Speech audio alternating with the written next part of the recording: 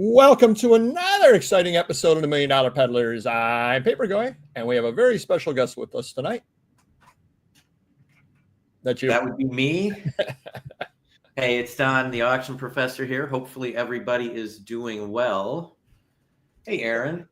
And welcome, Aaron. And this is not going to be the typical show. Usually we have some hijinks. Usually we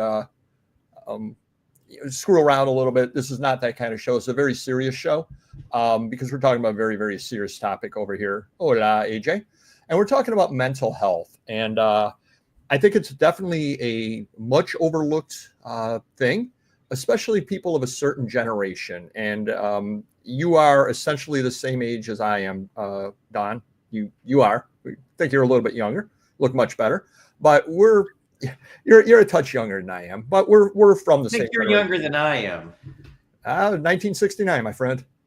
That's when I was born. March. So we're the same age. Well, March. You're a few months older than I am. There you are, you youngster. So we came from Generation X, and there was a stigma attached to mental health. And when I went to grade school, there were kids there who now looking back on it definitely had issues. But pretty much all that was said was, oh, there's something wrong with them. And that was literally as far as it went. There never was anything beyond it. And I did go to a Catholic grade school, and they just tried to control, I guess would be the best way to put it, to keep people from acting up, to keep problems from happening. And everybody just kind of knew something was going on, and that was as far as it went. And it was almost seen, I would think, as being weak if you had a mental issue. It just was, whatever reason, it was not accepted. And we've come a long way, thank goodness. And I think it's very, very important for us to realize that and for us to accept it. And if you are in a situation where things are overwhelming, you feel this way, you feel that way, there is nothing wrong with asking for help. Would you agree with that, Don? Yeah. I mean, the only caveat on that is for some folks, it may not do any difference asking for help. I mean, there's certain things that just people wouldn't understand if I asked them something that I don't think they'd get where I was coming from. Mm-hmm. You know what I mean? So sometimes it's just, for me anyway, mm-hmm. in general schemes, there should never be a problem with asking, but. Well, by asking, I also mean asking a professional as well. The same goes on that aspect of it, at least for me. Okay. For some things, because right. I can't control or fix certain things, and nothing that anybody says or does will ever fix it for me. You know what I mean? It's just not. Right, and that happens, and I can't speak for you. I've had a couple of things, and which I'll go into a little bit later in the show. And they can't be fixed, but they can be dealt with. And I think I learn how to deal with them. I learn what's going on, and I learn how to either live with it because I don't have any other option, or work around the barrier that I put in place. And you do kind of the same thing. Yeah, for me, well, there's two stages of this whole thing for me. When I was a kid, I had problems even reading. Okay. I couldn't comprehend things. I would get lost in like kids' books because I couldn't follow along for various reasons. Obviously, we'll discuss that too, but that was my issue. And then when I got older and I realized that I didn't know there was anything different about me, at least until 3 years ago, about this aspect. I knew I had autism since I was 19, but as a kid, I was diagnosed with obsessive compulsive disorder, attention deficit disorder, things that, kind of almost are opposites of each other to some extent, depending on what doctor my mom took me to. Autism was never brought up back in those days, at least not. I don't remember ever hearing it. So, it was, for me, I learned that I could still do the same stuff, but I don't know. It's hard to explain. I got better at understanding things personally on my own, and then it was like a light bulb went off, and I was like, well, I can do it. I just don't. Whatever the teacher says, I can't pay any attention to that, I guess is the point. Because if they're explaining math, I can't do it that way. I can't. They can talk all they want. If they're just reading from a book, I can't follow along because I'll lose the imagery. I won't have Yeah. any 2 minutes down the road. I won't know what the room looks like. You know what I mean? So it doesn't, I don't know. It's stuff that I can't fix, but at least for certain things, I can at least figured ways around it, I Yeah. guess, if that makes sense. Well, It's so hard. go ahead. I was just going to say it's hard to explain. I mean, I guess that's the thing. It's hard to explain for me the difference because I'm missing that visualized. Right. And I think it's different for everybody in general. And I did want to, Gordon, or Garden, just reach out to me. I'm easy enough to get in touch with, and we can talk about that. No problem at all. Just reach out to me.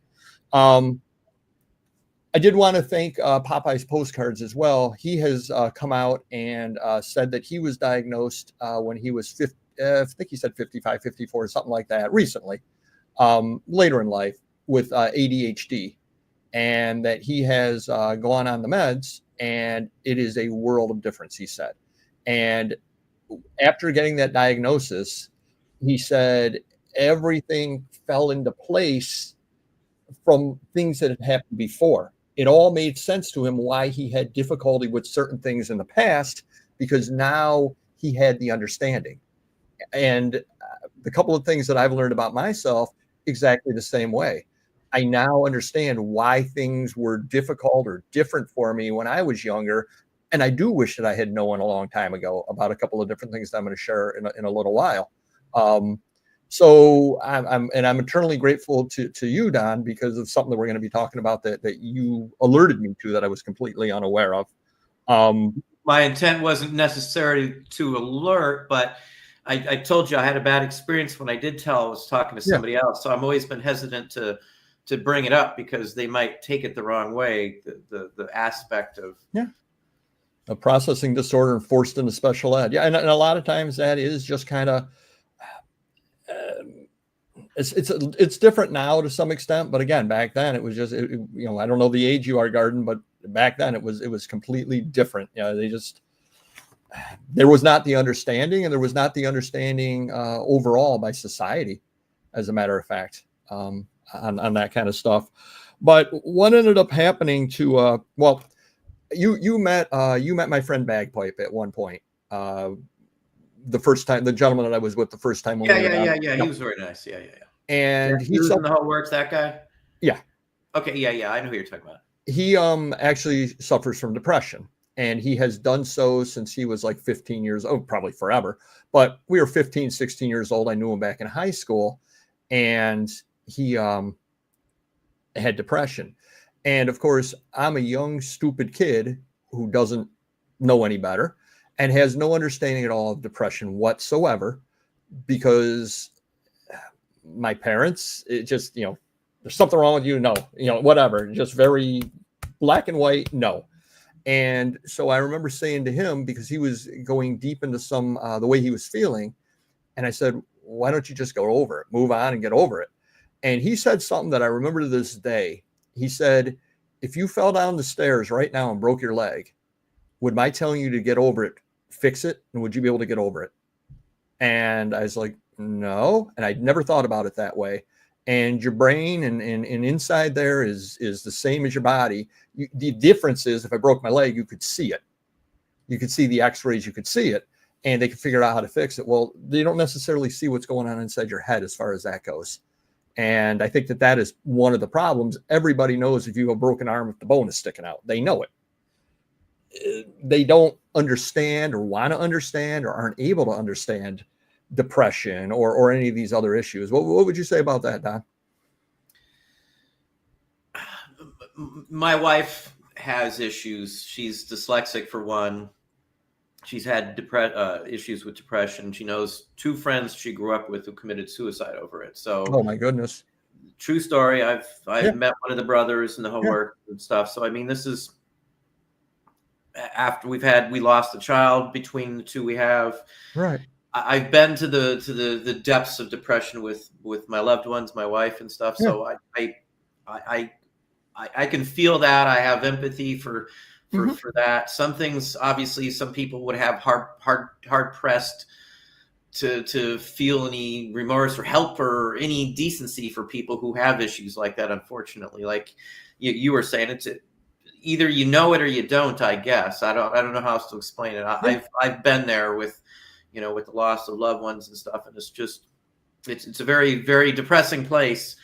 I don't know how else to word it there, but that's literally what it is. And yeah, like Aaron for saying a few things. I found I have autism, and I've run into quite a few resellers who have autism or similar issues, more so in this field than almost anywhere else other than IT and computers. When I was in computer classes, taking IT courses and stuff, I do have an IT degree, among other ones. There was a lot of people like me in those classes. Mm-hmm. And I don't know how to explain it. I took every computer language you could have, and it all made sense to me right off the bat. And I was terrified to take the classes, and then I realized I could just go in and take tests and not even have to take the classes and still get the credits for some of the classes. And things, I don't know. It's I guess I'm rambling on the topic here. There's groups of people that are similar to me, and you are somewhat, because you're analytical in the numbers and things like that. And from what the doctors have told me, the same type of thing, mathematics and technical stuff makes sense to me. I can look at something. I fixed my kid's car. Yeah, Totaled the front end. I looked at it for like 3 minutes and said I can fix it. I've never done it before. It's all back together. It's all painted. You'd never know it was totaled. But it just made sense. It's still just parts, it's screws, it's bolts. It all makes sense. I couldn't tell you how to do it. Right. I couldn't tell you what the parts are. I know where they go. I don't know if that explains it. But you want to talk and interact with somebody, a normal person in school. I could never do that. I could never ever get past that awkward feeling and not having anything personable, like not understanding their sense of reality as opposed to mine, I guess. Well, and something you said there that I didn't write down in my notes, but brought back a thought that I had. You were talking about how different people see the world completely differently. As you know, I had a state job prior to this, and they had released some new program, and the program was able to analyze policies that we wrote, policies above a certain amount, and give you all kinds of data and information on them. And the gentleman was an underwriter, a big boss underwriter, who was basically handing the stuff out. And he handed it out and he goes, look on page 3. Look at those graphs. Those graphs are great. They spell everything out. You can see it this way. And it was the funniest thing because there were like 7 or 8 auditors in there. And I was looking around and we're like, okay. All of a sudden, one auditor said, page 4 has a lot of tables. We all turned to page 4.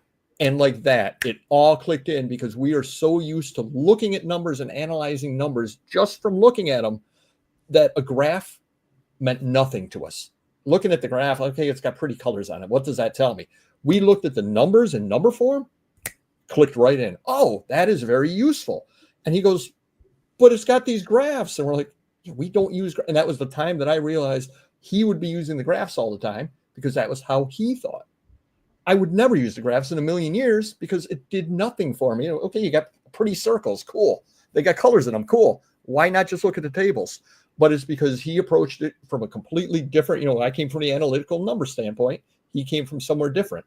And that is one of the advantages of having multiple ways of presenting the information, because if I were running the company and you worked for me, now you would be able to handle it because I would be handing just tables. But with everybody there, I would just be handing data sheets and like, okay, here, analyze all this.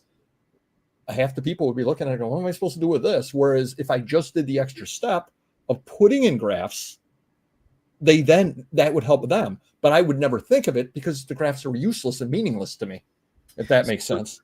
For me, as long as there's numbers in it and the numbers all like are factual and they make sense, I don't care how it's presented. At least if I was going to do it, I don't know what I would actually, I just look at the numbers.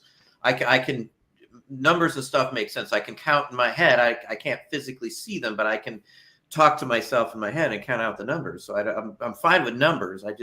I don't care how they're laid out, for me at least. I get your point perfectly fine. I understand that because somebody else might look at it and take them a few minutes to understand whatever they're looking at. as opposed to just looking at it. There's numbers. All the numbers make sense. Right, because they're numbers and they are what they are. And, dollar premium. Okay, I can, that's a high premium. That's a low premium. That's this. What are the claims versus that? I can quickly run in there and, that had a $1,200 premium and a $300,000 claim. Wait, something's going on. Let me see the number of claims. Boom, boom. Oh, is one claim. What happened? Spreadsheets are like the epitome of what makes me work. Everything is spreadsheets, so the pros and cons. I can get a list in my head and read myself off, but I can't, Yeah. You'll simply see things differently. Yep, absolutely. Oh yeah, I heard about him before. Yeah. Absolutely. Now I want to play a little game with everybody out there, and this is going to tie in. And Don doesn't know. As soon as I say what to do, Don's going to know why we're doing this. But I want everybody close your eyes, or you don't even need to close your eyes. If you do so with your eyes open, that's fine. I want you to visualize an apple, and if you can visualize the apple or not, if you could mention in the chat what you see. I did this with my father, and my father said he could see the dark outline of an apple. He could just see, an apple, but no color or anything at all like that. An apple with a little leaf up on top. Another friend of mine said that, well, he could see an apple and he goes, oh, I don't like this apple. It's a Red Delicious. I don't like Red Delicious. And he envisioned, for whatever reason, he envisioned a Red Delicious. And the reason why I would like you guys to do that, everybody out there, is because, Don, what are you seeing right now when I tell you to visualize an apple? We'll spell it out. I have aphantasia. Yep. I did a video I posted today. It's been done for probably a month now, but I didn't know I even had it till 3 years ago. I had no clue. I have vertical diplopia with blur in this eye, which means I have double vision. And they were running all kinds of tests and test results and stuff. And one of the results came back and he says, I'd like to call somebody and get their opinion on something. And I'm like, well, whatever, Yeah. And then he came back and he told me, and I actually went and saw somebody else after that too. But I was told I have aphantasia. I don't dream at night. I don't see anything when I close my eyes. Everything's pitch black all the time. All the time. I don't like people say, picture yourself on the beach, or the apple is one that I see a lot of people talk about. That was one that they asked in one of the doctor's visits, actually, the apple. But for me, I don't see anything. I don't dream. I don't wake up and remember anything because there's nothing visual in my head. It's just black. That's why my vision, to me, if I lost my vision, I would be hopelessly lost in pitch black for the rest of my life. And that's not a happy feeling for me, but I never knew that was a thing. I never knew that what my life wasn't what everybody's was until 3 years ago, when it really, I guess, kind of shook who I was for a while, because it put me even farther aside from how most other people are. And it was like I don't know what you want to call it, but it wasn't a good feeling walking out of the office realizing that, I'm missing something that 99% of the rest of the population has the ability to do, at least in some aspect. I don't dream. I don't dream. I don't have dreams. I don't picture that. And for years and years, I can draw. I can draw very, very well. I won a lot of awards. I've got stuff in museums and books and magazines and stuff. Done it for years. Worked for Disney as an artist even. I could only draw what I'm looking at in front of me. And I was, for the life of me, could not figure out how people could draw from memory, because I couldn't put anything into my head enough to draw anything at all whatsoever. All I had was words running around in my head. And let me ask you, I don't mean to interrupt. Can you draw a car? And by that, I mean, would you know enough to draw? It has two wheels. Two circles or a house would be a square with a triangle on top. Yeah, but you give me, if I have a picture or the real item in front of me, it's going to look realistic. It's not going to look like a I do photorealistic stuff. That's what I do. And I've done tons of it, but I have to have something in front of me. I've drawn every cat. I've drawn my wife, 100 times. And, I took life drawing classes, and I was, the teacher sets you up in the class by how good I shouldn't say how good, but how quickly you finished. And I finished before everybody else, and she had to ask me to leave the room because there's another guy who finished maybe 10 minutes after me, and we had to leave the room because we were talking. And anyway, the point being that when it's in front of me, I mean, the class was a joke to me after that, after the first week or so. And it was just, I don't know. It was a class Disney paid for on top of it. And I just, anyway, I wished I could do it from memory. I wished I had the ability to draw anything up, because that's where the money would have been in the art field for me. And I never realized until 3 years ago why I couldn't do it. It drove me nuts. I would get, with the autism and stuff, I would have fits where I'm just dumbfounded. I was to my wit's end. I had no idea how come I could see people do it in front of me, but I could never do it. I could never do it unless I had an image or I took photos and used the photos. And that's what I did that's what I still do, because I can't, I have no imagination to the ability to picture something in my head and draw what I see. I can instantly draw something on a paper and look at and combine things and make fantasy, and but I just can't do anything because I have nothing visual in my head. So I was talking with Don, and we were talking via text, and he tried to explain this to me, and he said, when I close my eyes, I just see black. And I texted you back and I said, I'm not trying to be a jerk and I'm not trying to be glib. What are you supposed to see? And he said, I have no mind's eye. And he explained it. And I went online and looked, and suffer's not the right word because it's not suffering. I have the same condition. I have aphantasia as well. I don't know what anybody looks. I mean, I recognize them when I see them, but Mysterious Benefactor was here today. Some of you saw the show. You probably could describe him better than I could. He's got glasses, he's bald, and he's got bags under his eyes. That's what I know about him. I can't picture my own father in my head. Yeah. He's passed when I was 17. Pictures. Our house has always looked like a museum since I can remember. Me and Marky have stuff. We collect stuff. To me, it's my memories. Mm-hmm. I buy stuff from my childhood all the time. I've got stuff everywhere. Yep. Just maybe not necessarily this room, but I collect stuff. I've always collected stuff, and I always look at it. I can't bring it back to my head and visualize it. That's like in some of my groups and stuff. For years and years, I always say, well, I have to see it. Can you post pictures? I can't picture what you're telling me. And I never thought about it, because I say that all the time. I've said it my whole life. You got to show me. I don't know what you're saying. You reading directions to me isn't going to do anything for me. I can't picture your directions with what I need to look at. I can't do it. They don't coincide with how I work. Now that's where you and I would be different. I can read directions, but they never write directions well. If it said, take the dowel marked A and place it into that, but they don't write directions that way. They don't write directions that way. I can very simply, it's A, you put it in the hole marked A. There we go. I can do that. That's not how they do directions at all. If there's pictures in the directions, no problem. But and I cannot use the pictures and directions. Somebody will be reading something to me and trying to say it, but I'm like, I can't. Either I need to read it. Yeah. I can't picture the words as you're saying them in my head. You know what I mean? I can hear everything in my head. Yeah. My only thing in my brain is my voice talking back to me. And when I get frustrated, my voice talks back to me like 2 or 3 times over itself. So I'll have like 3 of me talking to each other. It's almost like almost floods my brain where I can't get it out sometimes. Rosebud. And much like you, I've been in meetings before where they've said, picture the beach. And I'm like, that's the one I remember from it. Yeah. They were trying to, we were in Arkansas. I remember the last time I had to do, it was some work retreat for managers or something. I never fit in any of those groups. I never, ever fit in with any of those groups. Does it affect you when you do research for resale? It does not, but I am going to tell you a little bit later where it does affect me with the business. And thanks to Don, I have discovered a workaround around it that I never realized having it was holding me back considerably. But if you could answer that, does it affect you when you do research for resale?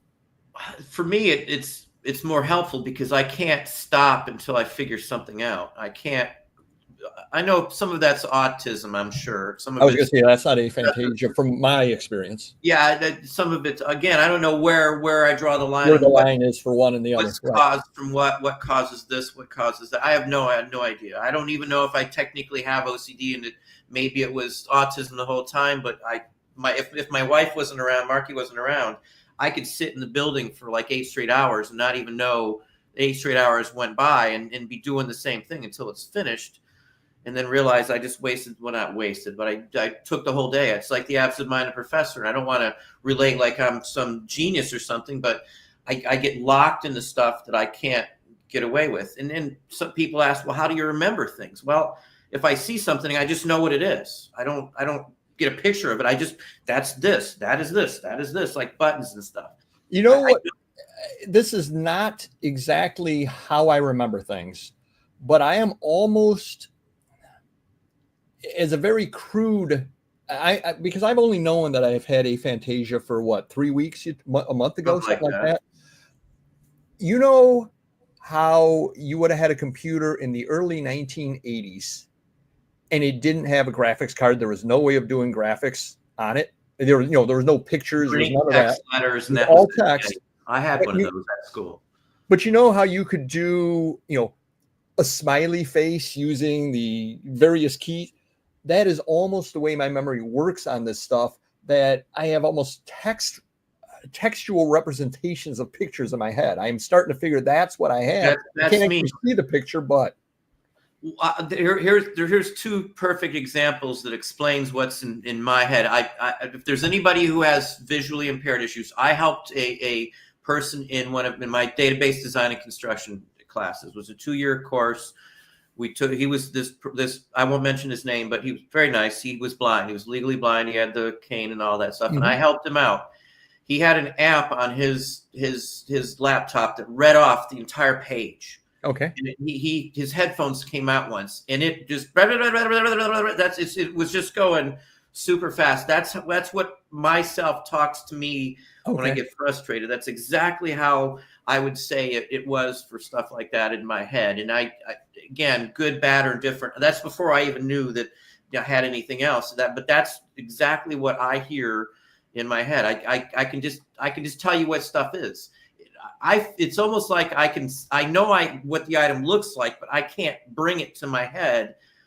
It's almost like there's a disconnect between knowing what it is visually and what I actually can bring to my thoughts, I guess. It's almost like it's there somewhere. Yeah, it's back there somewhere, but you just can't see it. But I can't get to it, but it's and this is funny. When you first told me, I tried to visualize, and I don't know if I could feel myself, the brain, trying to reach back in this part of the brain, something, but it just wasn't making the connection. But I could almost feel the brain working back here, but I couldn't bring anything up because I was trying very, very hard, because I'm saying, can I bring anything up visually? And I could not. Now, 2% of people supposedly have aphantasia. 1% that kind. It's a level, so some may still see stuff, but not where it's clear enough to tell what it is. I've spent some time, looking into this for the last 3 Now, I can dream, and I have done some reading on as well. There are people like me that can dream.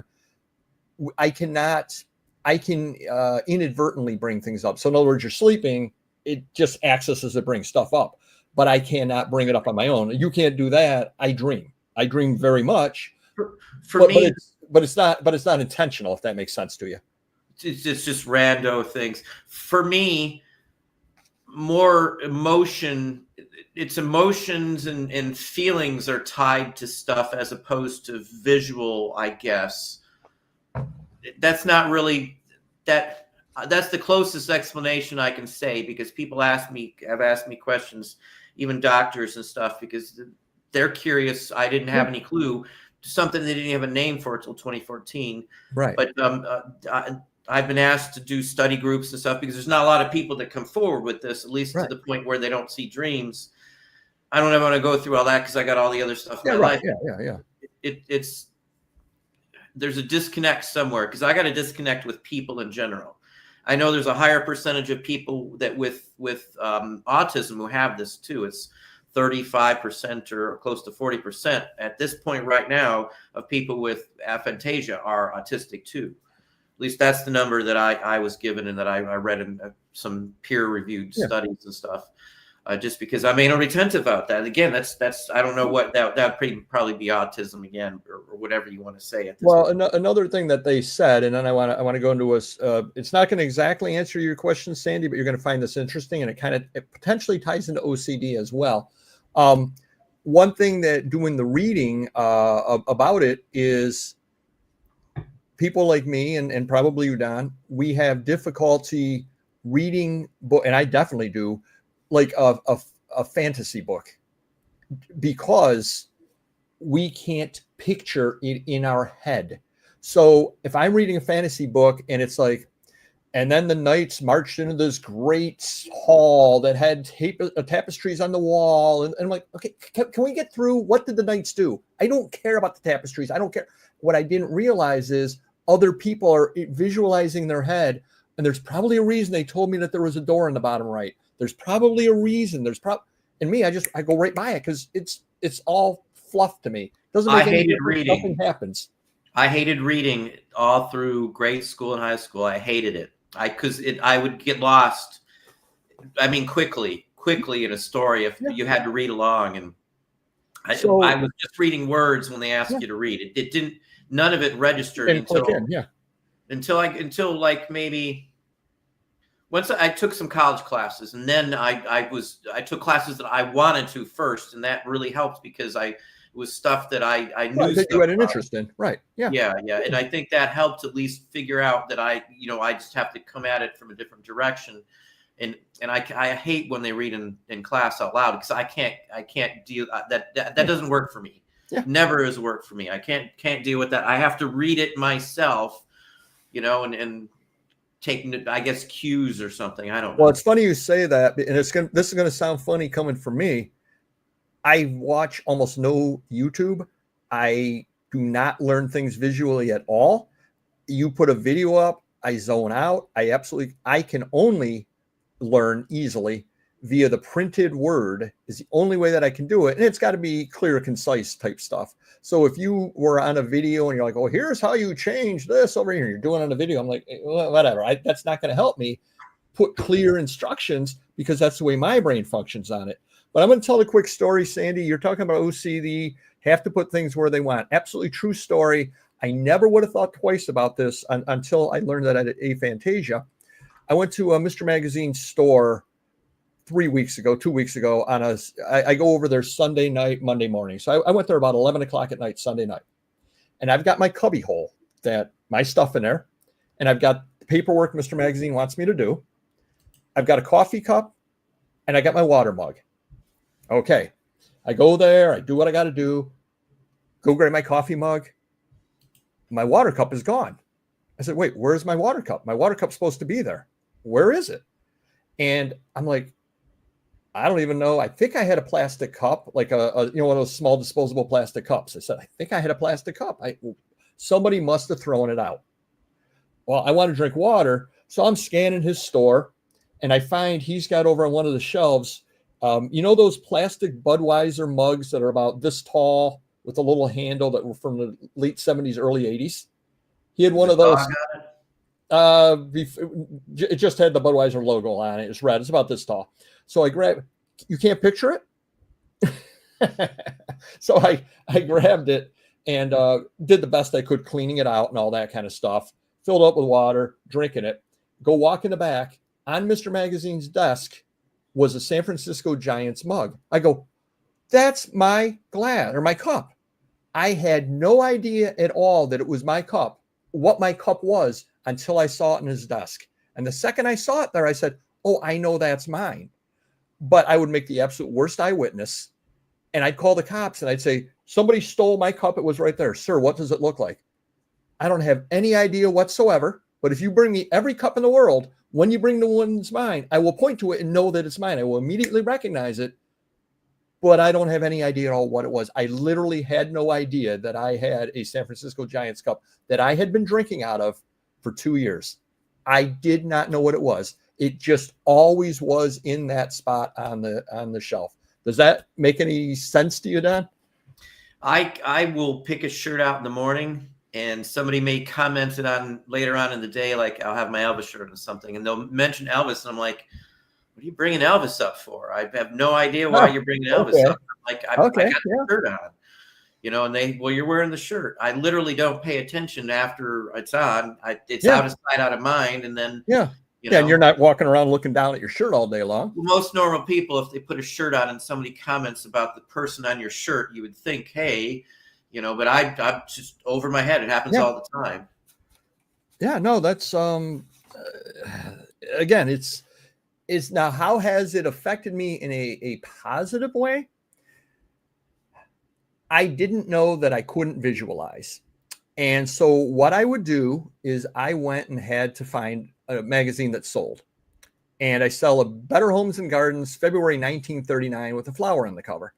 What I used to do was Better Homes and Gardens, flower on the cover. And I would go downstairs and try to find the magazine with the flower on the cover, which generally worked well, unless there were 2 or 3 Better Homes and Gardens with the flower on the cover. Then I would come upstairs. Wait, oh, it's the wrong one. And I'd go back downstairs. Now what I do, instead of focusing on the picture, the picture is my secondary at this point. So I will say there's a flower on the cover. But what I do now is top right corner, begonias are hot. Because what are the odds that 2 Better Homes and Gardens say begonias in the top right corner are hot? It's not going to happen. So now in the back of my head, now a flower is also on the cover. So I've changed, thanks to you, Don, and it's saved me a lot of time. And if there's a larger order, I print a packing slip, which I never used to do, because why beat myself up? I can't visualize. Why? And I didn't realize that before. Why make things difficult for myself when there's a simple fix? If that makes sense. I have to literally open up every single listing and look at it and hold it next to the screen for every item that I sell, almost always. That's usually what I do for every single thing I pull out. Right. I can't lucid dream. I can't do any of that. There's a movie called The Edge, and this is the one I always refer to. And Anthony Hopkins is me in the movie The Edge, where he says he doesn't have an imagination. I don't know if that's technical. I don't have a visual imagination. Mm-hmm. I can't picture. I mean, I can describe things. I have thoughts that run through my head. Pros and cons is like the one thing that always runs through my head, because I don't have to worry about thinking. I can just, I critique it in my head. And then again, it's not a visual thing. It's more like me talking to myself again. Your internal voice, whatever you want to call it. I don't know what the technical term is. The mind's eye is your visual, and then there's whatever the verbal aspect is. Well, and I just lost my train of thought there. Now one of the positives of having aphantasia, from what they say, is people with it, generally speaking, we do not suffer from things like much from PTSD and things like that, because we do not continually run whatever terrible thing happened. We do not run that through our head repeatedly. So we can move on. We also, we tend to move on, according to the studies, we tend to move on from grief faster because we just don't have that memory of it. We also tend to lose our biographical memory. We tend not to remember as much about what we did because we just don't. We tend to live more in the moment than we do in the past. And that's part of it. I was on my phone, and my phone has a, what's it called? The wallpaper of Mrs. Papergo and me. And she wanted that picture. So I said, okay, let's find that picture in my phone. So we start going through the phone, and we're looking for it. We took a picture a while ago, looking through it. There's a picture of a car on my phone. And I said to Mr. Papergo, I said, what is this car and why is that on my phone? She goes, that's the car that you owned in 2016 that got totaled when somebody pulled in front of you. I said, really? I've never seen that car before in my life. She goes, you were driving that car and it got totaled. I said, really? She goes, yeah. She goes, what car did you own when you met me? I said, uh, I don't know. She said, you owned a 2010 Ford Focus. I bring up a Ford Focus on my phone. I go, I have never seen that car before in my life. I've never seen a Ford Focus before. She goes, you owned it.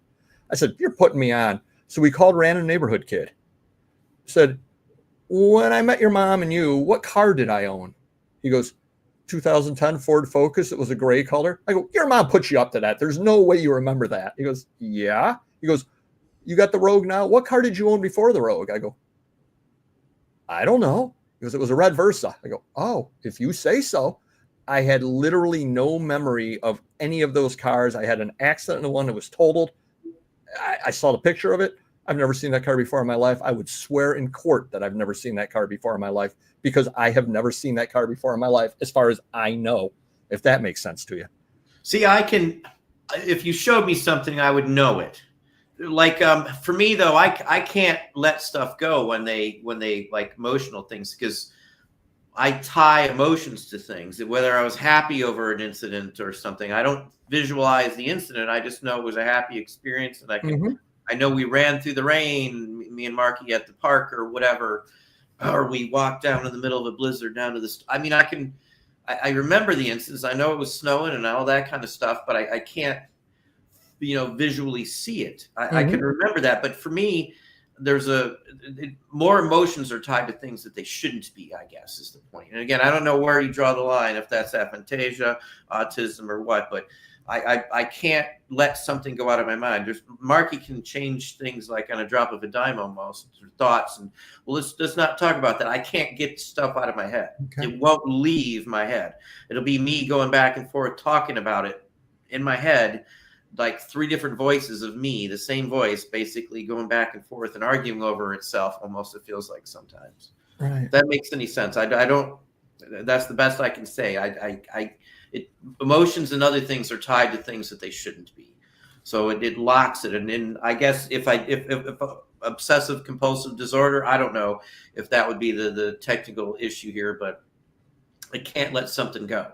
It won't get out of my head. Sometimes it takes a couple of days to get a traumatic or a bad experience out. And it might not be bad to somebody else, but it to me, it's frustrating. And might not be necessarily, it might be more of along the lines of a frustration fit or something where it's not as upsetting to a normal person, but to me, for whatever reason, it's not the way it should be, and it bugs me. It's just like moral issues with stuff bug me when people say one thing and then they don't do it. That's funny. That's funny only because one of my most hated things are hypocrites. Absolutely 100%. I despise hypocrites.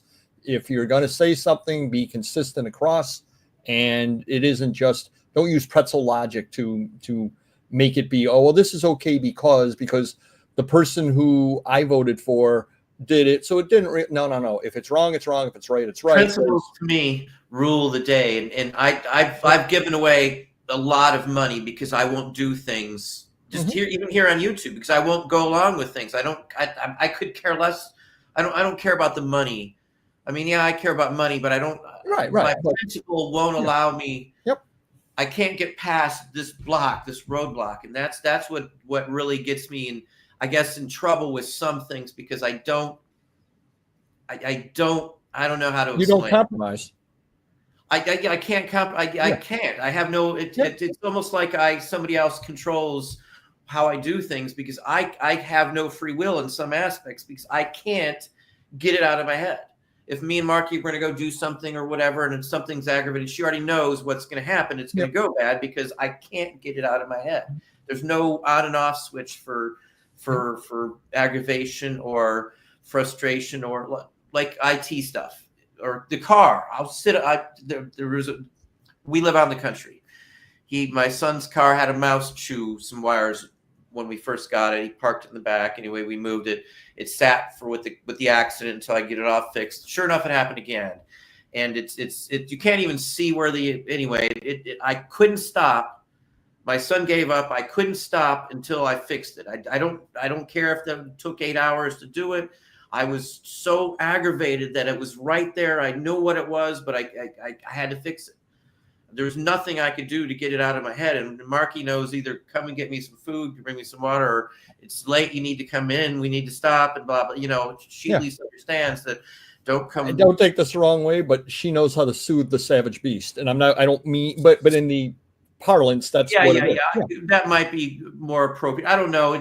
Sometimes she guides me in the right direction as well, because I can't get off of something, and it's a turnoff to some people, obviously. I can't control it. But and I don't think I'm telling any tales out of school. I've met your wife, and she is absolutely wonderful person. And you've met Mrs. Papergoy as well. Very nice. And she deals well with me. And the beauty of the two of us, and I think it sounds like you and Marky have the same thing as well. The things that bother me do not bother my wife, generally speaking. I mean, something huge, different story.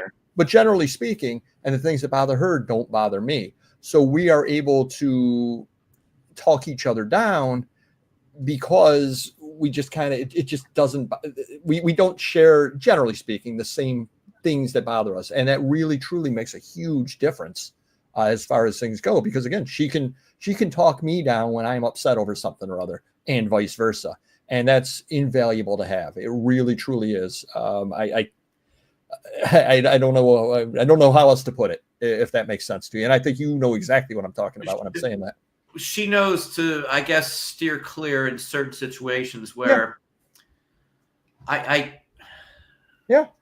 one thing that gets me aggravated more than anything else is when I know what I'm trying to tell somebody and they're helping me do something and they don't understand what I'm saying. That gets me more frustrated than it's almost like a fit that I just can't get past. And I know no one's doing it on purpose, but the inner whatever controls my thoughts like that just takes over. And then I'm like, here I go again. I can't control it. Like when I ramble and talk, sometimes I can't control that aspect of it. It doesn't, I don't have the on off switch like everybody else does. And Cindy, you were asking how else it affects me. I'm very glad that I know that I'm in that 1% to 2%. And the reason why is because I always, for 20 plus years, I listed things on eBay thinking that everybody saw things the same way that I did. So I did not put very many pictures up because I don't work off the pictures. I don't really need to see a picture of a Hulk 181 to know what it is. I don't look at the condition in the pictures. I read the text.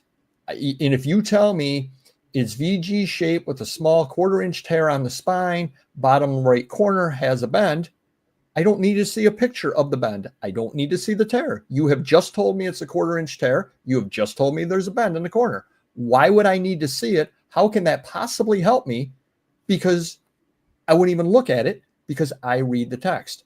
Now I realize 98% of people shopping on eBay or any other site aren't going to read that description that says that. They want to see the picture.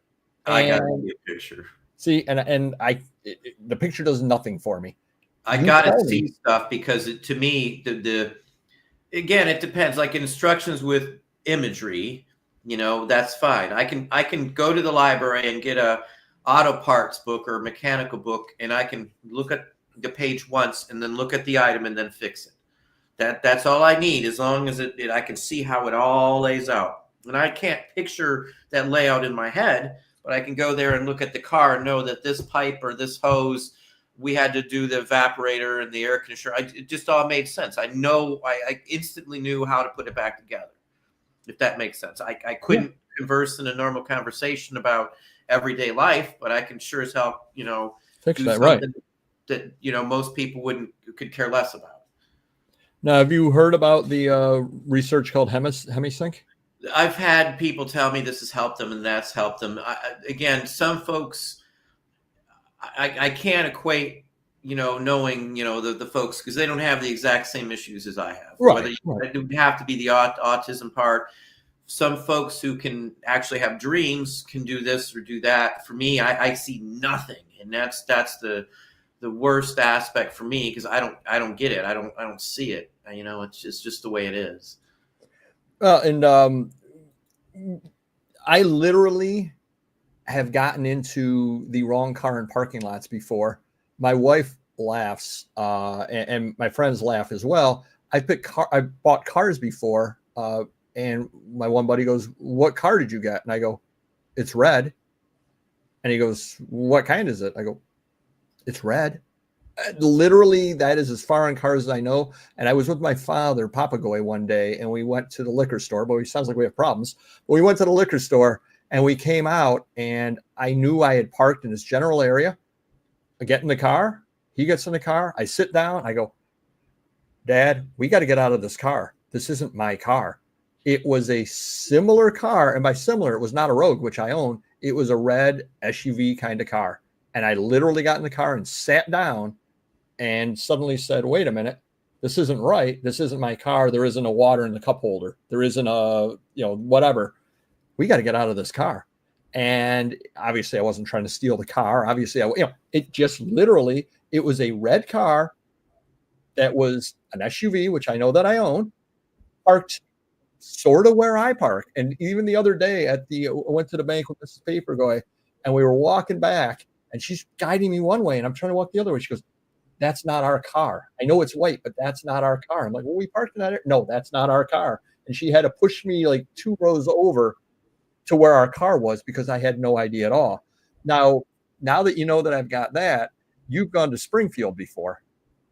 Imagine the fun I had the first time trying to find the car at Springfield parking lot. See, Not realizing that I needed to get landmarks because I didn't do that the first time. Well, like at the store or something, like if I'm at Walmart or wherever, I hate going to Walmart, but if I'm in a place like that, I always park near one of the little tree areas. And I always, even if it's far away, I don't care. I'd rather walk and not be around a bunch of people, because sometimes the whole aspect of a bunch of people up on me, it gets me a little bit bugged out, like Springfield sometimes.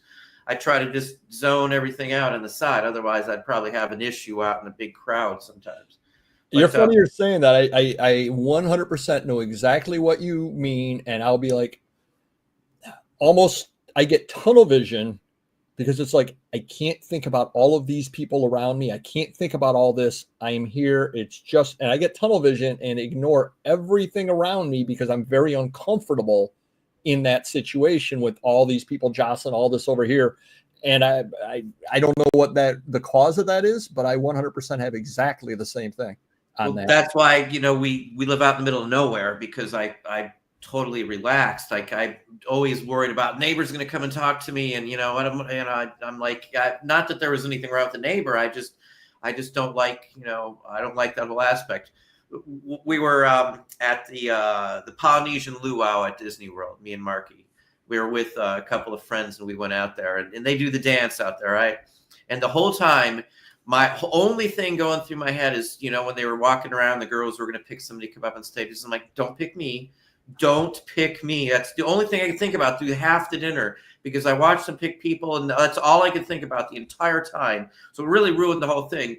And sure enough, out of the last 2 dance runs, she stops behind me, and I'm like, "Oh my God, no way." And I said, "No, I'm not going to do it." And it was a really embarrassing situation. I almost felt like leaving. It was that bad. But that was my fear through the entire meal. That's all I could think about is, don't pick me. I'm not going to go up there. I feel totally out of my place standing up on a stage with hundreds of people. I was an altar boy before this, but that was a little different because it was, I don't know, it was more. I went to the school. I was part of the church. It was different. It wasn't like being in front of 3,000 people that you had no idea that, they're going to laugh at you. You have no rhythm because right. Yeah. Because you're not a trained Polynesian dancer. I don't believe. You know what I mean? Perhaps you are, but I'm not aware of that. That's the type of situations whenever we're someplace that I've always worried about is that kind of stuff. It drives me batty. I can't get it out of my head, and that ruins the evening for me if we're someplace. Yeah, always it ruins the evening. So we would never go to a place like that. Well, and you've been to Springfield. You can imagine with I don't have good spatial relations to start with. I have the aphantasia. I do absolutely fine at Allentown Paper Show, let's say, because that's set up in a grid pattern. I can say the dealer that I want is the third row from the back, second room. That is easy for me. I can go in the second room. I can find the third row from the back, and I know they're at the far end on the left. Not a problem. You put me in the spoken hub kind of thing that you have over at Springfield, where everything looks the same as far as, it's all emanating out and it's all got all these tables.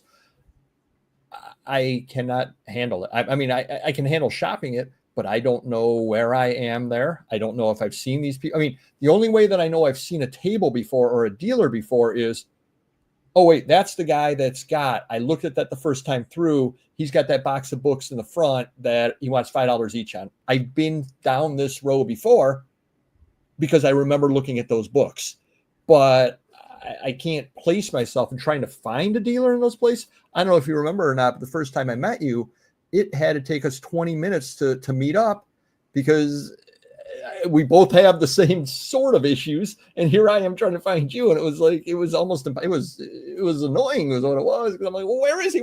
I'm near this. I'm like, well, that doesn't really help me because, and when I go to places, when I'm at places like that, I'm like only looking at the stuff. People think I'm rude and impersonable when I'm out, but I'm stuck on looking for the stuff to buy. I'm out there working. I'm doing my thing, and I'm not thinking about who's around or anything that or where I'm at. I'm literally, if we go to a flea market or something, I mean, I walk really fast, but I'm just worried about what I'm looking at. That's the only thing that's on my mind while I'm out in public like that. If we're at the mall, I'm looking at where can I find something to buy. I could walk by my mom probably and not even pay attention. Right. You know what I mean? I mean, I know what my mom looks like, but it's just right. the point that's not my You're so zoned in on the shopping and that you're not paying any attention. And I kind of do the same thing. And I've actually talked about this. We do have a paywall over here. And one of the videos I did behind the paywall, I mentioned my eyes are always scanning when I'm at the market, literally just walking by, boom, boom, boom, boom, boom, boom, boom, boom, boom. And I'm not paying any attention to anybody. And you could say, oh, did you see Bobby set up here? No, where's he at? 2 tables ago, you just spent 10 minutes in his booth. Oh, because I'm not looking at Bob. I'm looking at Bob's stuff. And a lot of times you could say, oh, so-and-so is here. Who's that? Oh, he's the guy that's always got the magazines and he puts them in milk crates. Oh, yeah, he's 2 rows over. I just saw his stuff, but I don't know Bob. I don't know what Bob looks like. I don't know anything at all about him. I know that he's the guy that brings the things in milk crates and magazines in milk crates, and they're good prices. That's how I remember these things because I just don't even pay attention to the dealers. And there's nothing rude. I just don't pay attention to them because I'm not there. Will I socialize and talk to them? Certainly. But I'm not there to talk to them. I'm there to shop. I'm there to do my business, and I'm always looking for the deal. So I'm not going to be sitting there talking to them intentionally, if that makes sense to you. I try to avoid conversation in public, truthfully, because I come off weird all the time. And for me, I've just learned that I do better when I just shut up and don't say anything and just try to ignore the situation and move on, truthfully. Not that that's my choice that I want to do, but that's just what makes it easiest on myself, where I don't have those kinds of issues. Names. I worked in restaurants. I was a regional manager. I had hundreds of people underneath me, directly underneath me, and I didn't know probably 99% of their names. There was people I worked with for 2 or 3 years. If they didn't have a name tag on, I've called them the wrong name when they forgot their name tag and had the wrong name. And this is after I've worked with them for a long time. I can't put the written name with the first person's face. And like Marky, my wife, if we need to know who somebody was or the actor, I just show her because I can't relate a name, a physical word name. And I don't mean to speak for you. If I showed you a picture of Tom Cruise, you probably would know Tom Cruise. I mean, you know, the big name, Arnold Schwarzenegger, you would know. But yeah, I know exactly what you mean. There's a couple dozen people like that I would probably know. And then everybody else after a certain point would just be, whoever. Like, I mean, I literally worked with people for years of my life, and I did not know their name without a name tag. And I mean, I tried because people realized that I didn't know their name after years, and it offended them. But I wasn't trying to do anything wrong. I'm there. I'm a business. I'm getting paid to do this. And the name aspect, they had name tags on, and I always relied on the name tags because that was my go-to thing. That's why they'd always mess me up. And they called me out. They've switched names intentionally on a couple of places I worked. Well, Yeah, you're yeah. trying to call out the boss. He's not even paying attention. It was hard to explain why I can't get your name because I didn't know. I was terrible with names. Well, and You it's hear people say it. I'm terrible with names. I'm terrible with faces or whatever. Well, that's true. I really am. And I couldn't fix it. And I felt bad, and I did everything in my power to try and figure out names. It took a long time to remember anybody's name.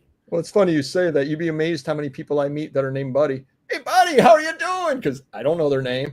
So if any of you subscribers are out there and you do see me out somewhere and I don't recognize you or I don't greet you by name, it truly, I've got the same thing there. It is absolutely nothing personal whatsoever.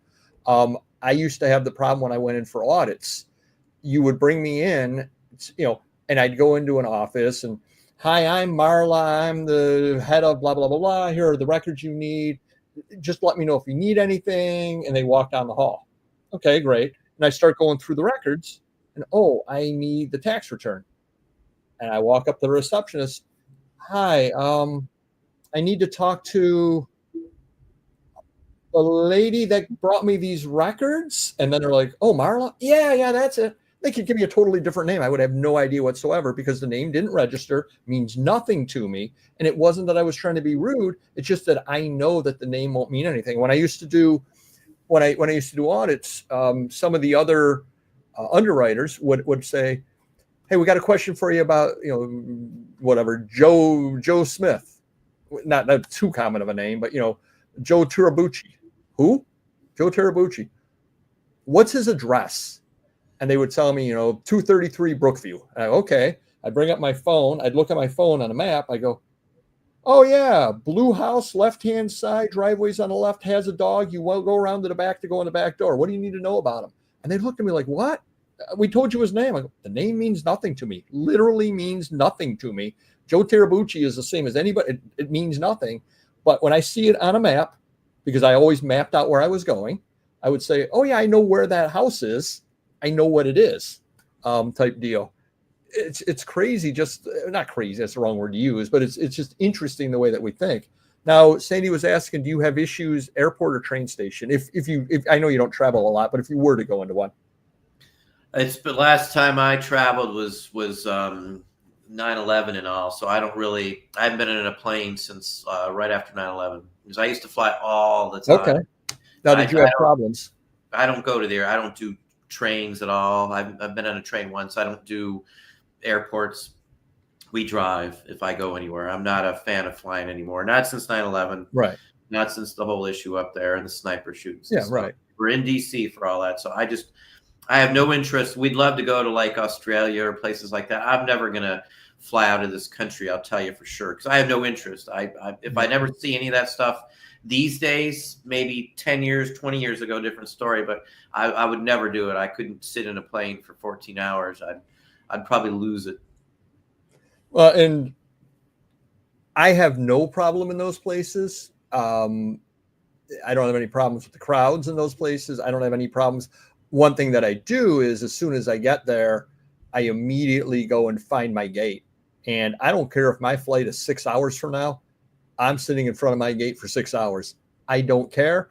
And I'm checking a couple of times up to make sure, well, nowadays you get the text on your phone and everything, but I'm checking to make sure they don't change your gate because I've had that before where I'm sitting in front of the gate early and I look up and I go, wait a minute, that said Rochester. Now it says Nashville. Wait, what's going on? Because a plane came in early or whatever the case is. And then you're like running around trying to find those monitors. And of course, I'm half blind. So I'm trying to find the monitors, go, wait, they moved me to B14. I was at B6. Okay. That kind of deal. I don't miss that at all. I used to have to go in and out of Atlanta all the time. And that's a pretty good sized airport. Yeah. Yeah. Especially if you've got to run. And then we used to do Dulles a lot too when I lived up in DC or that's a good sized airport too. Yeah. BWI. Anyway, I've flown all over the country, but I won't do it anymore. I have no interest. I could care less. If I'm going to go somewhere, I'm going to drive just because then I'm in my own little world and I don't have that weird feeling of being trapped with a bunch of idiots is what I feel like. I know that's not the case, but I'm always worried about the other person, and I can't get that out of my head these days. I'm sure that's autism or some kind of relate like that from whatever. I don't know, but So if it wasn't enough fun to have aphantasia, Mysterious Benefactor was on the show earlier today, 10 o'clock this morning. Do check that out if you haven't already. It was a fun show.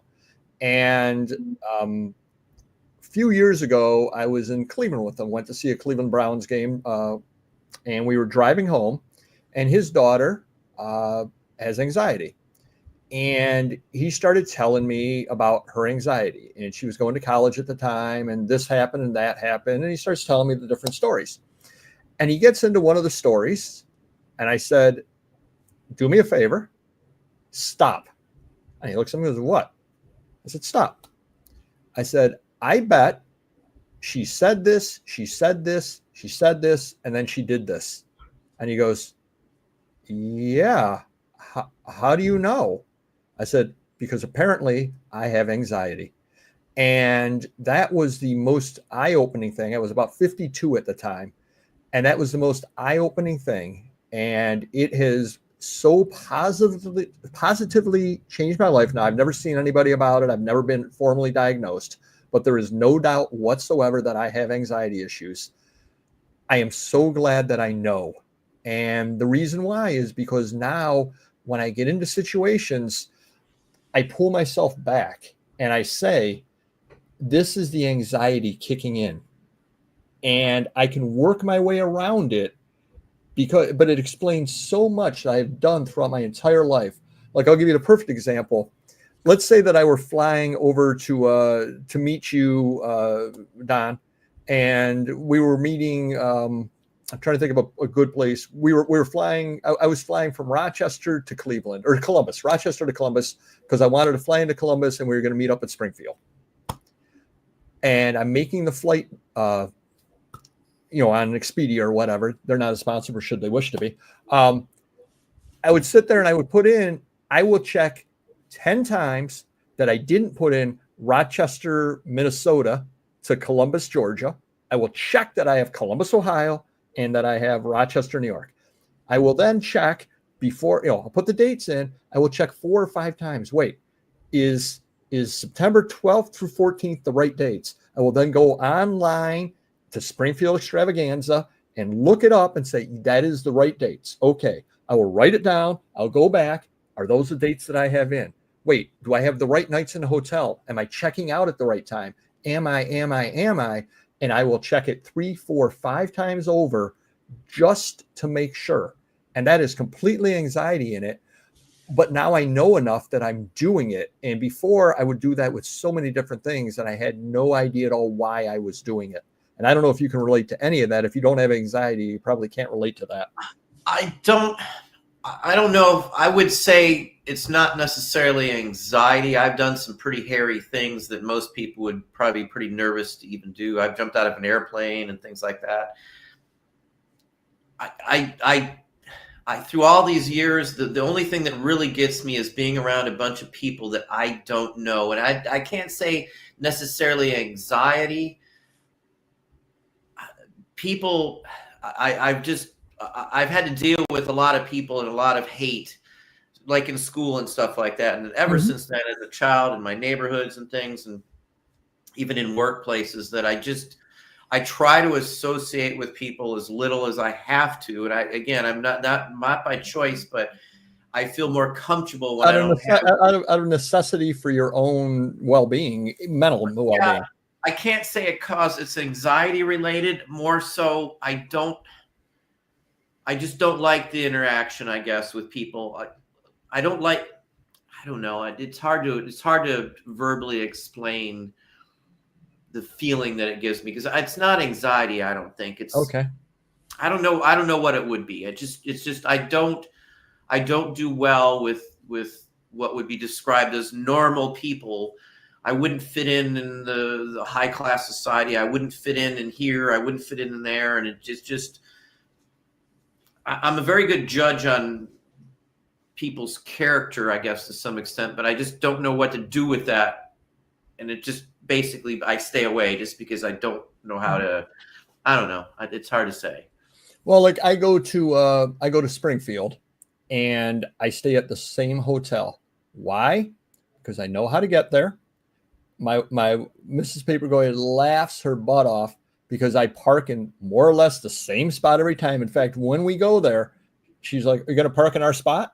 Yep. And it's the spot right below the light on the right-hand side of the hotel, about 7 spots down. I always take that spot every single time. We go down, it's across the street from a Bob Evans. We eat at the Bob Evans.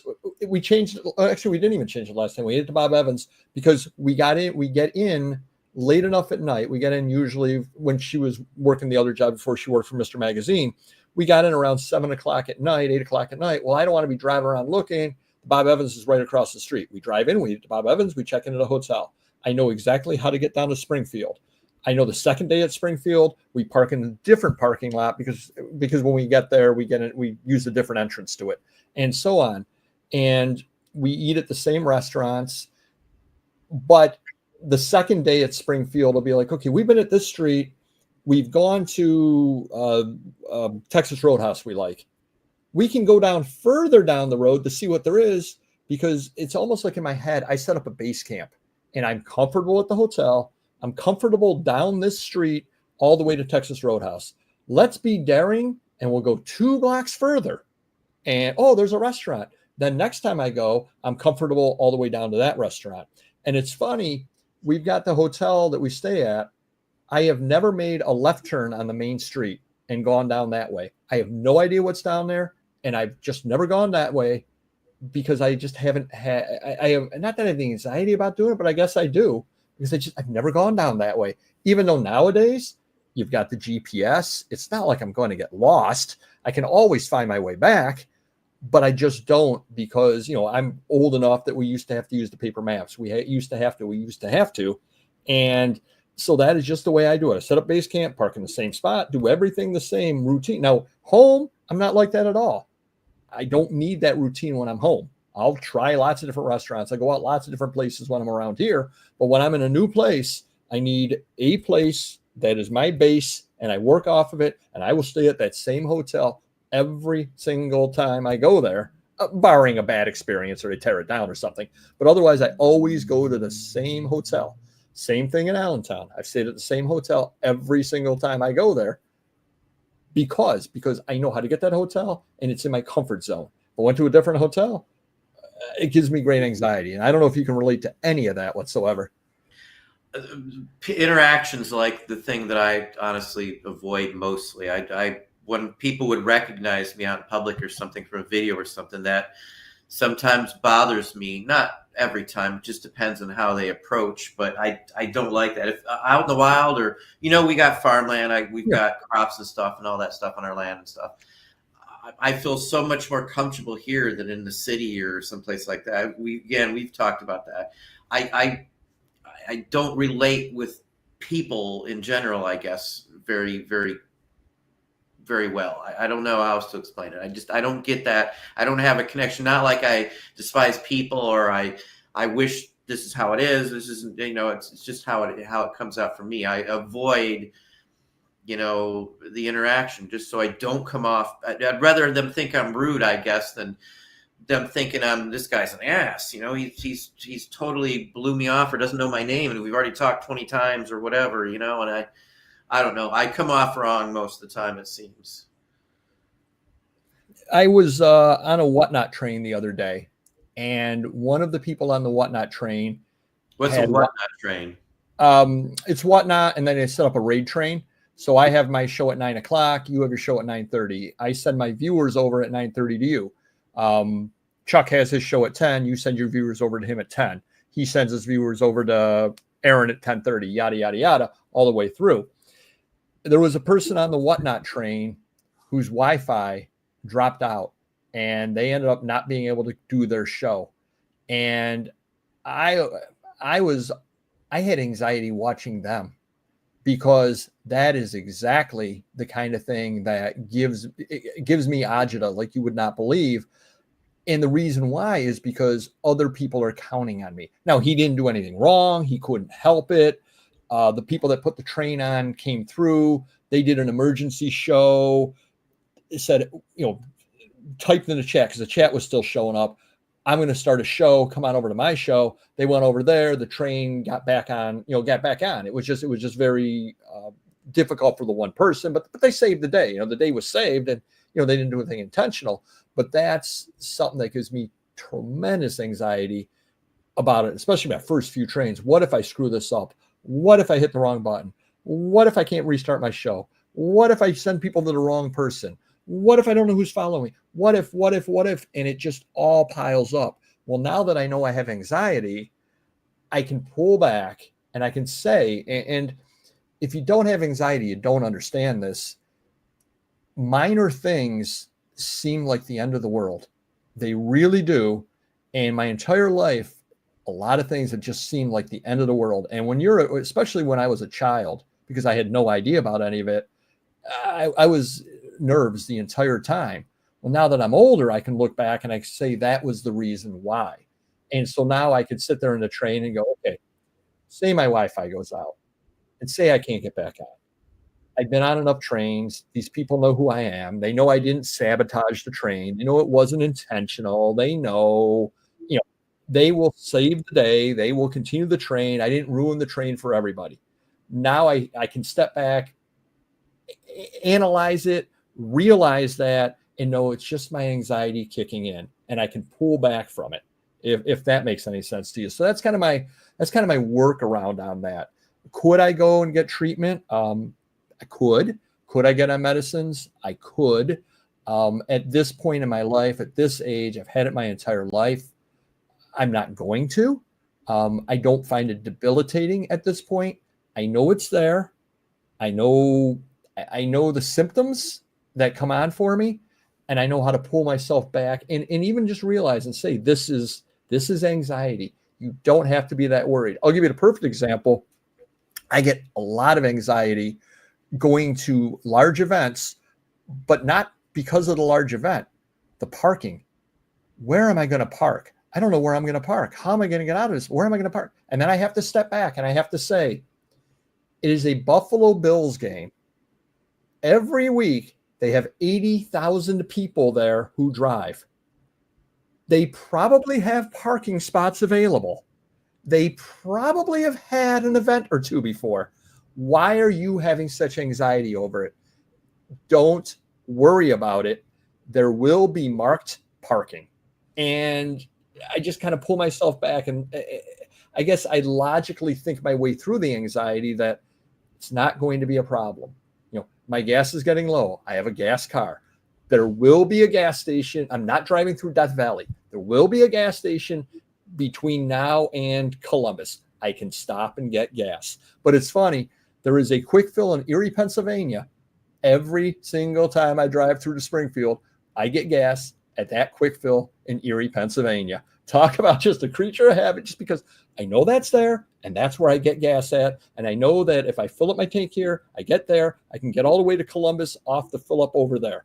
And then there's a gas station right across the street from the hotel. I can get gas there. I can make it down and back once to Springfield, then get gas down and back, get to Erie on the way home and get gas there.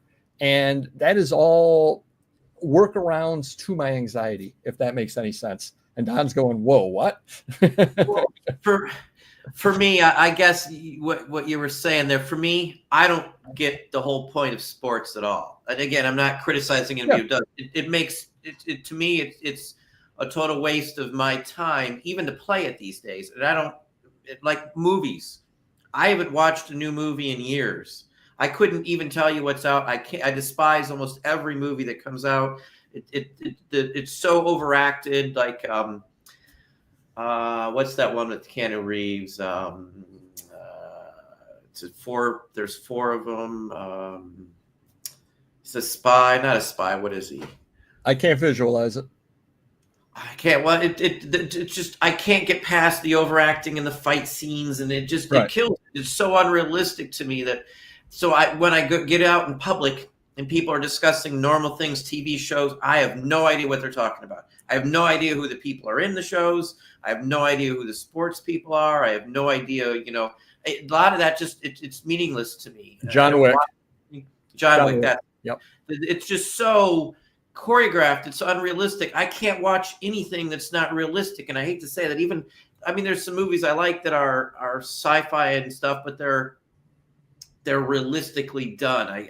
It aggravates the heck out of me when it's just, I don't know, like superhero movies. I despise them. And I'm an old school superhero movie person, and I despise every superhero movie that's been out for the last 10 or 15 years. The only thing that I could get into is like the Dark Knight trilogy, because it's more realistic. It's more hearkening back to an older movie or something. But for the most part, all the stuff that's out these days does nothing for me. Even back when even when I was younger, Star Wars maybe, and stuff like that. But after that point, it all just seems, and again, I'm not like a Don Downer or anything. It doesn't do anything for me anymore. I'd rather, all my kids' friends think I'm a workaholic. Everybody else that we talk to thinks I'm a workaholic, but it doesn't feel like that to me. So my what I like and what I do, no one else does.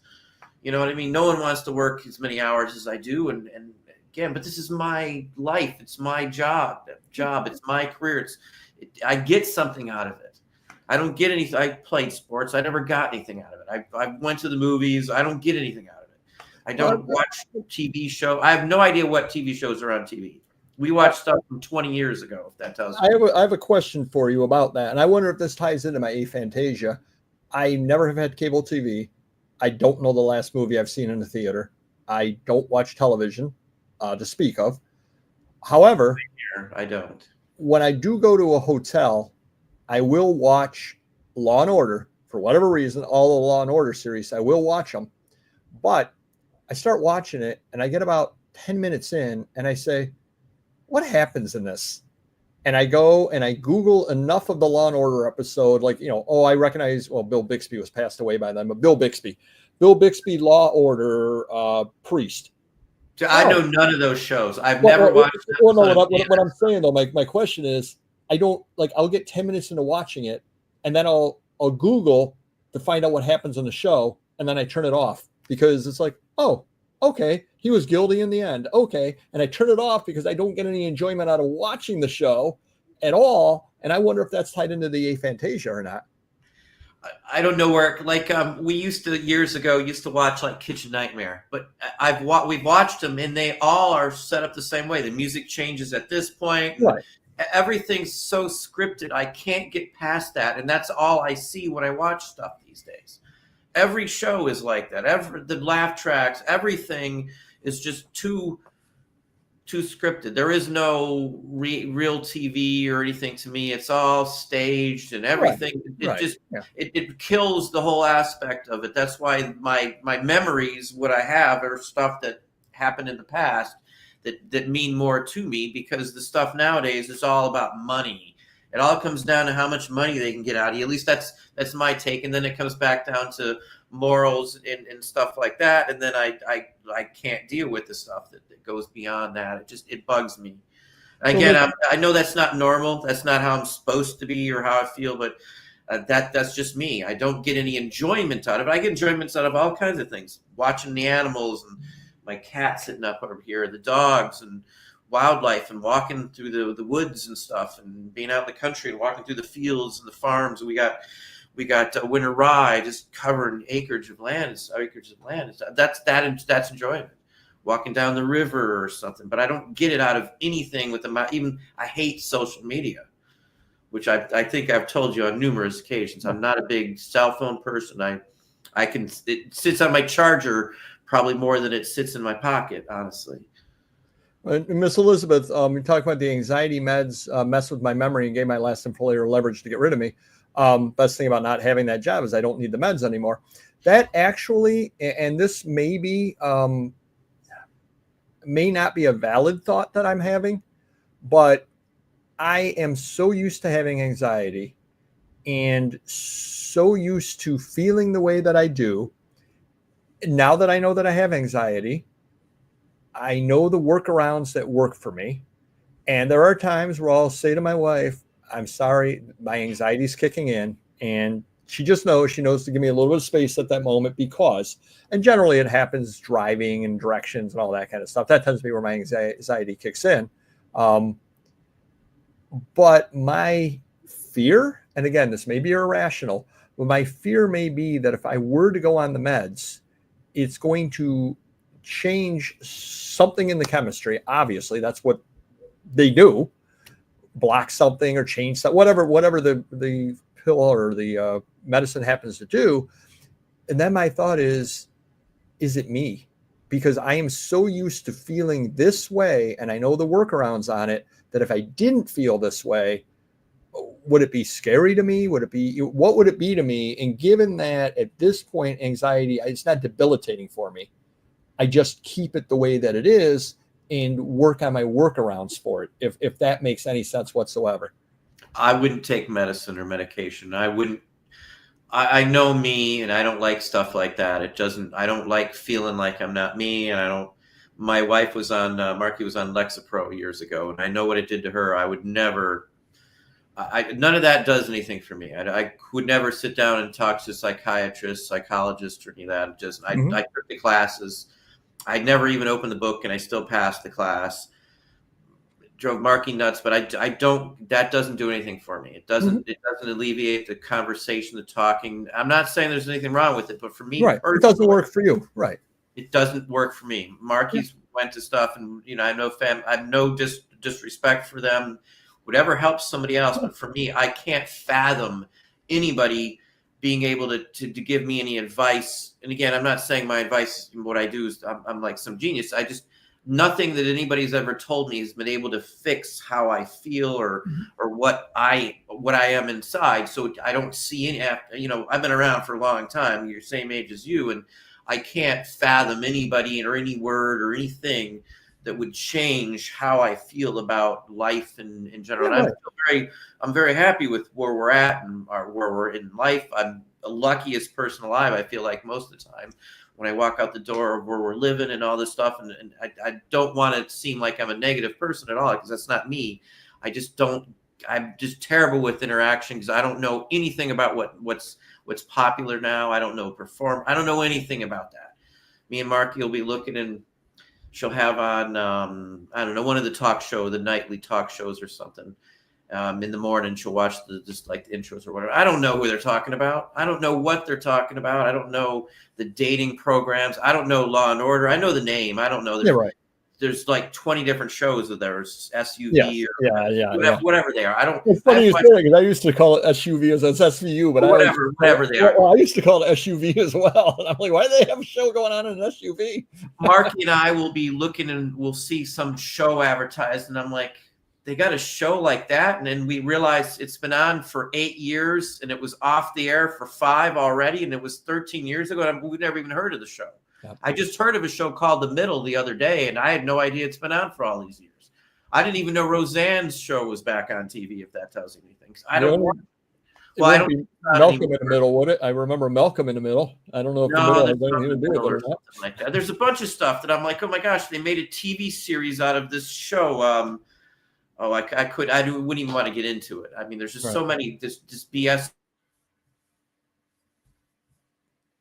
Whoop, you froze there, Don. Oh, he's frozen. Nope, there you are. You're back. I say modern, but modern to me might be a 20-year-old movie. You know what I mean? I mean, the last movie that I went to the movie theater and saw, geez, it's got to be 15 years ago. I saw Cider House Rules in the movie theater. It was the last movie that I saw, and that was only because Mysterious Benefactor said, let's see a movie. And he took me to that was like a replay. That wasn't like the original release. No, that was the original release, and I was in Hong Kong and saw Cider House Rules. So I don't know when that came out, 95 or 97 or I don't know, 99 or 2000. It's been a while. I'm thinking you're talking about a 70s movie. No, Cider House Rules. I don't even remember what happened in it. I'm thinking of Tobey Maguire in it. I do know it had Tobey Maguire, but I have no idea beyond that. But I don't keep up on any of that stuff. Well, obviously, since it's a 20-year-old movie, neither do I, or 25-year-old movie, neither do I. But But I think I think this was a very, very important episode that we have here, and I think that if you're watching this in the replay or if you're here in the chat, I definitely do thank you for coming on by. Again, this is not our normal time, and I wanted to have this program not on our normal time because it isn't our normal show by any means whatsoever. Again, we try to laugh, joke on our regular show. This is not a laughing matter. It really, truly is not. I mean, we had a couple of chuckles along the way, but it's not a laughing matter. If you are experiencing some kind of problem, know that you're not alone. And I think that's probably the most important thing. And I do want to thank Don. His telling me about his aphantasia opened my eyes, not my mind's eye, because I don't have one, but it opened my eyes to something that I had no idea about. And I have told you this 50 times in text. I am eternally grateful to you for that, because it really has given me a lot of insight. It's given me a lot of insight into how to better my business. It's given me insight into how to deal with other people as well. Because again, I didn't know. And the very fact that I walk into cars that aren't my car, get into cars that aren't my car. I don't know what my car looks like. I look at pictures that doesn't mean anything to me.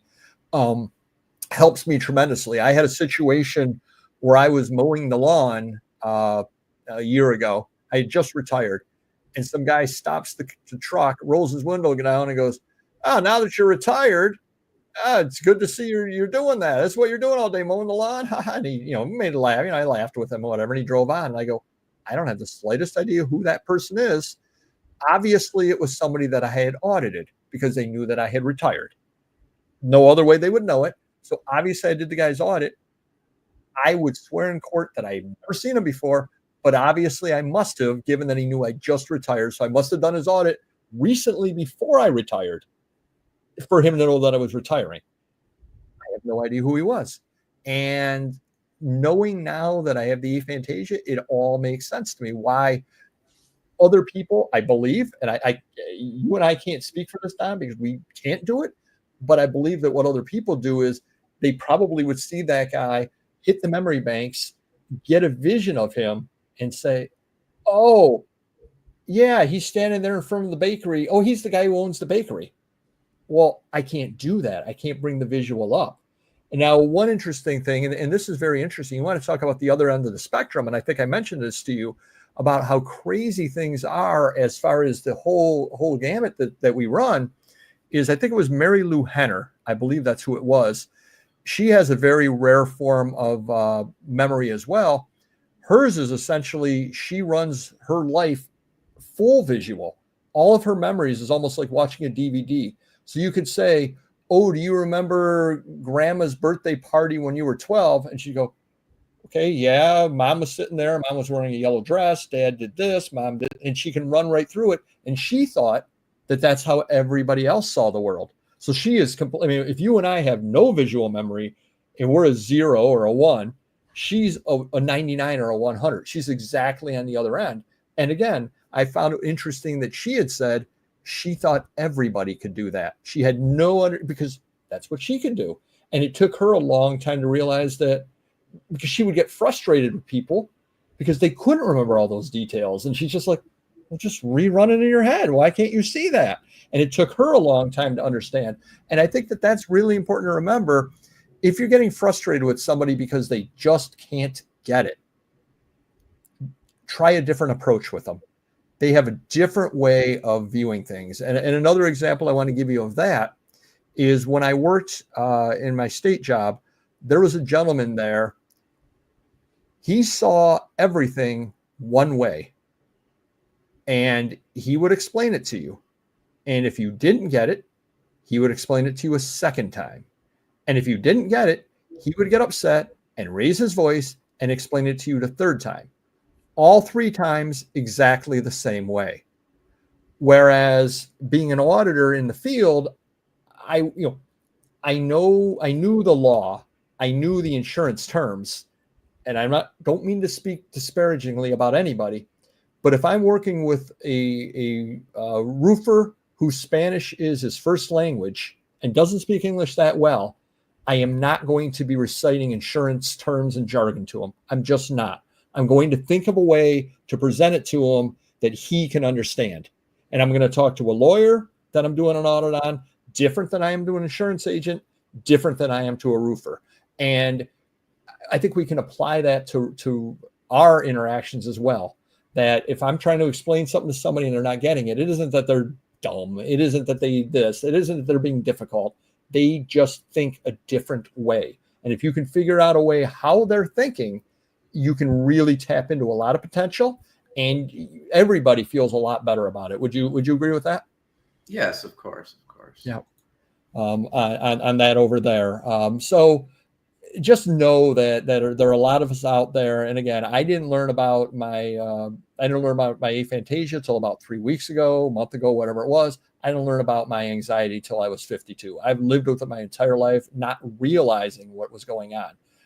And Don was mentioning, was it 3 years? I think you said something like that. Just over 3 years ago. Just over 3 years as well. Yep. Found out by accident. It had nothing to do with that, what I was going to a doctor for. It was over my vision. Completely unrelated. Right. In any way, shape, or at least as far as I would say. Yep. Also, reach out to somebody, a professional. Absolutely. And again, Popeye, as I mentioned as well, he was 50, I believe 55, I think he said, when he learned he had ADHD. So it's you're never too late to learn about it. You're not weak because you have it. There isn't anything you can do about it. It is what it is. And the more, if you know you have it, you can hopefully cope with it. You can learn workarounds with it. If that's what it is, you can get treatment if that's what you need. Knowing, I think, is the first part of the battle. I think. And I owe you a lot, Don, just for that. I'm very, very glad that I know. Other people may not feel that way about knowing these things. I'm very, very glad that I know. So I do want to thank you on that. I don't know if you had any final words. You got anything to plug or anything at all like that? I've always been hesitant to even say stuff about, autism and things like that because of that. My kids have it, it's hereditary and stuff. So it doesn't go away. I do have a charity thing on my page for the video I just put up today over that too. The National Autistic Society has helped me personally with things. So it's hard to relate to people, I guess, is the point. And I don't really care what anybody thinks anymore, whether they, disparage me or not. I've dealt with it my whole life. What's a few more years? You know what I mean? This is who I am. I can't fix it. I can't change it, and again, I've learned to live with it, and I'm very productive these days. So I wouldn't, say that there's anything that you can't get past, even if you have something similar, or at least that's my take on it. Yeah. We're in a good place in so many different ways, even with all these other issues. So, No, and I do want to thank you for putting the video up, and I want to thank Popeyes for coming out as well and saying what he said. I think it takes, for people of our age, I think it takes a certain level of courage to do so. I really, truly do, just because of the stigma that has been attached since we were young to it. And again, it's a generational thing, and I understand that, but there's something wrong with you. He's touched in the head, that kind of thing. That was just the way people reacted back in the day. And people still say stuff like that. I'm sure they do, but I'm also sure it's less than it was in general.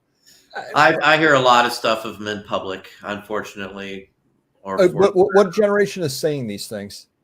Doesn't seem to matter. I mean, young kids, it doesn't matter. I don't see much difference if, and not even if it's not even towards me personally. No, right. No, experience some of the same types of things. There's a lot of just people who are just mean and, again, obviously it's a minority of the population, but right. sours people on certain things. Well, I also think that there's a lot more awareness than there was when we were kids. I mean, that for sure. Yeah. I never heard anybody had dyslexia. I never heard anybody had autism. Obviously, they had those things. Obviously, they did. It was not there was no knowledge of it or no general public knowledge of it. Now, if you said, oh, so-and-so's got dyslexia, 99.9% of us can bring up, oh, that means this. Oh, they have autism. Oh, that means this. There was never any mention of on the spectrum when we were growing up. There was no such concept in the general public. I'm not saying the doctors didn't know, but I'm saying that if I go up to 10 people on the street right now, 8 of them will know if I say, what does on the spectrum mean? They will know. When we were kids, 1, none. So there definitely has been a lot of advancements just in society to understanding it. And I think it's absolutely wonderful. So again, this isn't our normal show. If you could come on back next Wednesday, we got our usual nonsense and try to be a lot of fun for you guys next Wednesday. But I thought this was a very, very important show. I definitely do want to thank Don for his time. Do support him, obviously. Do check the video he put up. I've not seen it yet because it wasn't up earlier today, but I did watch the one that you had behind Patreon. I will definitely watch the one you have up as well. I think it's very, very important. I think it's very, very important for all of us, just kind of to know ourselves. And I don't think there really is any downside because, again, I've got the anxiety. I've learned my workarounds. I know when it's coming on. I can short circuit may not be the right word, but I can short circuit it, or I can avoid some levels of it. And I can because I'm a very logical person, I can apply logic to it. And again, with the parking example, they know how to park people there. I'm going down to New York City. There is a way to get from the airport to my hotel. It's not like I have to walk from LaGuardia to my hotel. There will be a way to get back to the airport, but before that, I would be all stressed over that. If that makes sense to you, I'd be like, oh, how am I going to do? How am I? 10,000 people an hour go from downtown Manhattan to the airport. I think if they can do it, I probably will be able to figure out a way to do it. So it's helped me tremendously knowing that, and I owe a debt of gratitude to the mysterious benefactor, and I owe one to Don as well. So I want to definitely thank all of you. And Easter Seals has helped many people as well. Yep. A lot of good organizations out there that do a lot. And if anybody out there does have any questions, wants to know about my experience, by all means, reach out to me. I will share experiences very openly with you about anxiety and my workarounds. And I will share, I'm still learning about the aphantasia because I wasn't aware that I had it, but I will share that with you as well. I think it's very, very important. So I do want to thank our guest. Any final words, Don? I think you've pretty much covered it tonight. I mean, you are who you are. I mean, I'm comfortable in my skin, and I think that's the most important aspect of it. People say you can't do this or you can't do that. I don't pay any attention to what people say anymore. I'm going to do what I want to do and how I do it. And as long as you're dedicated, you're going to get somewhere, whether you have aphantasia, autism, or whatever the case may be. I mean, we're perfect examples of that. So. Yep, absolutely. All right, everybody. Thank you for coming on out. Do hit the like button if you could. If you're watching us on the replay again, do comment. And again, I'm easily found, so just reach out to me if you have any questions. All right, everybody. We will see you Wednesday with our usual nonsense. We'll see you then. Bye-bye. Take it easy.